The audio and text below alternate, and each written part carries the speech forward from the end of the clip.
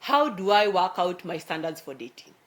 And last time we asked ourselves, when is the right time to begin dating? And today we are trying to think about, how do I set my standards for dating? And number one way in which you can set the following 8 standards is, number one, you can set a standard that I will save sex for marriage. And at times this may be different in many people, because at times the world and many teenagers, allow me to use the word teenagers as an example, find themselves involved in many relationships, and at times this relationship fail, and even before you heal from one relationship, you jump into another relationship, and at times you form so many romantic relationships, and at times you think, yes, it's not going to affect me now, but later on when you try and settle down, you find yourself thinking and going through that process. So that one standard can be, I will save sex for marriage. Number two is, I will learn to say no. No is an answer, and assertiveness is a skill that you can start practicing now. Number three standard is, I will learn to be content as a single person. And singlehood is good. Singlehood is a season that you have to enjoy, and you need to enjoy at the very best. Also, number four is a standard that I will guard my heart. And at times we are not keen to guard our hearts, and we allow so many things to get into our hearts, but allowing yourself and setting a standard that I will guard my heart is very important. And number five is, I will only date a person who I know what they believe. Because at times beliefs are actually very good. And in this case, even being more specific and saying, I will only date a God-fearing person. Because when someone fears God, they are going to do things that are in line with what he says. And number six is, I will seriously consider courtship.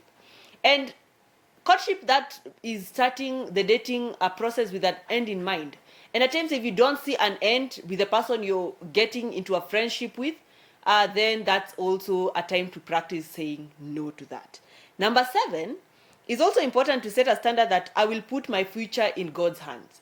At times we put our future in people, we put our future in the society, we put our future in the families, but when you put your future in God's hands, you are at a better place. And last but not least standard is, I want God's will for my life. And at times we ask ourselves, how do I know that this is the will of God? How do I know that this is the right person he wants me to be?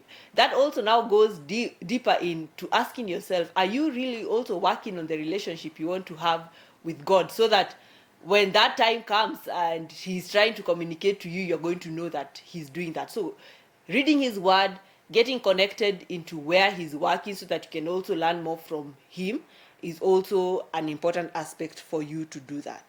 So these are just some of the standards. You may not follow all of them, but you can pick those that you feel will apply to you. And I'd like to end this episode by saying the following: until you are ready for marriage, you will not be involved in a lot of pointless romantic relationships. And that again goes back to answer and the question that we often ask, when do I know that this is the right time to date? And if you are not ready to commit, if you are not ready for the responsibility that will come with that relationship, do not break your heart. Do not get into pointless romantic relationships. So remember to just guard your heart with a lot of passion. Remember to work on yourself even during this period of singlehood. And last but not least, do not succumb to the pressures that the society is giving you. Do not succumb to the pressures that your friends are going to give you.